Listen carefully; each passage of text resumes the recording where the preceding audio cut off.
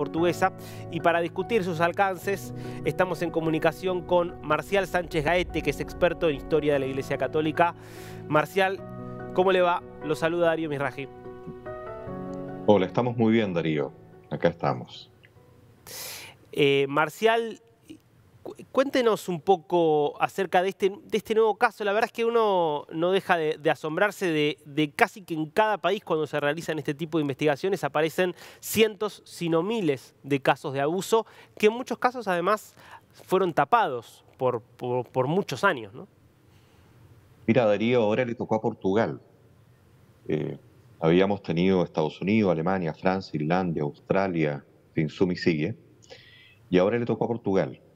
Portugal es un país 80% de católicos y como tú muy bien dices, cada informe, cada investigación, sea esta de carácter estatal o que pidió la propia Iglesia Católica, va dando cuenta de dolores, está dando cuenta de silencios, está dando cuenta de abusos de menores en tema sexual, en abusos de carácter de poder, abusos de carácter de conciencia dentro de esta institución. Esta es una investigación que, como tú dices, parte en el año 1950, su investigación hasta nuestros días, y denota casi 5.000 casos de menores. Tenemos, por lo que dicen los antecedentes que se han recabado, hay alrededor del 77% dentro de este informe, de acuerdo, son sacerdotes. Pero lo más salvaje de esto, Darío, la media de edad, 11 años. 11 años de niños y niñas que han sido abusados por estos personajes que la verdad que cuesta llamarlos sacerdotes, porque la verdad que son verdaderos depredadores. Cada día que pasa, en lo personal, que me dedico a estos temas, me sigue consternando. Eh, por una parte, la pasividad que ha tenido la Iglesia Católica en tomar ciertas decisiones frente a estos hechos y también la falta de credibilidad que ha habido ante las propias víctimas. Muchas víctimas en el mundo siguen tocando puertas de la Iglesia Católica para ser escuchados. Muchas víctimas en el mundo eh, siguen con sus dolores internos. Solamente decirte que en el caso latinoamericano estamos con una deuda tremenda, atroz. En Argentina se han develado algunos casos, en Chile, de acuerdo, varios, donde el propio Papa le ha dicho a la iglesia chilena que aquí en Chile han habido abusos de conciencia, de poder y sexuales, y han habido algunas investigaciones, pero estamos en deuda. El caso brasileño, el caso colombiano, y también el caso panameño. Algunos elementos de luces han salido, pero estamos frente a una iglesia que efectivamente tiene una gran deuda, y una gran deuda con las víctimas, y una gran deuda histórica. Hay una palabra que en este informe a mí me llama la atención, que yo no la había escuchado, que es endémico. Eh, Dice la conclusión de este informe, dice que es un problema endémico. Y cuando entiende uno endémico como algo que afecta a todo un país, es porque efectivamente es una situación de hecho que sucedió en todo el país. Esto solamente es una investigación en tres lugares específicos. Se ha pedido que continúe la investigación. Yo he dicho ya latamente, de acuerdo, que estamos frente a una crisis sistémica, estamos frente a una crisis estructural y hoy día podríamos decir que estamos frente a una crisis endémica. Sí, Darío, este es un problema histórico. Es un problema histórico que tiene la Iglesia Católica, de la cual tiene que hacerse cargo. Yo creo que el Papa Francisco ha avanzado bastante en develar, en dar fuerza, ¿de acuerdo?, para que se generen, ¿de acuerdo?, estas comisiones, y también a través de un vademecum que se generó para este tipo de situaciones. Pero creo que cada día que pasa, ¿de acuerdo?, la casa, es decir, esta caja de Pandora no deja de sorprendernos y realmente entristecernos, ¿de acuerdo?, porque efectivamente han sido muchos los abusados, Darío. Marcial, y como alguien que se ha dedicado, ¿no?, a estudiar estas cuestiones, ¿hay alguna hipótesis que usted tenga de por qué se puede estar dando, por qué puede haberse dado esto a lo largo de la historia como una cuestión endémica en tantos países? Sí, hay un tema de poder. La respuesta pasa por el poder. La Iglesia tiene un poder, ha tenido y tiene un poder eh, muy grande. Estamos hablando que la mitad del mundo es cristiano y de esa mitad cristiana el 17% son católicos. Dentro de la religión católica existen ciertas prerrogativas para poder ingresar o para poder estar dentro de la Iglesia Católica, y dentro de ello está la confesión.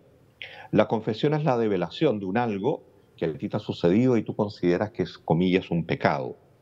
En esa develación entra la conciencia, y ahí entra el primer abuso, que es el abuso de conciencia. La persona que no está bien formada dentro de la iglesia, y ahí hay un problema, la formación de los sacerdotes durante mucho tiempo, la mala formación o la deformación que ha habido de muchos sacerdotes, han utilizado ese hecho, el propio hecho de la confesión, para su propio beneficio propio. Y esa es una situación de hecho, ese es un elemento. El otro elemento tiene que ver con los silencios. La Iglesia Católica trabajó durante mucho tiempo con que no se conociese todo lo que hay dentro de sus muros, el intramuro. En la medida que fuimos conociendo a la luz de el propio progreso que tenemos hoy día a nivel de las comunicaciones, ustedes, los periodistas, han dado cuenta que en ese intramuro lo que no se quería ver estaba muy debajo de la alfombra y era mucha suciedad. ¿Por qué sucedía eso? Porque también había un elemento del silencio interno.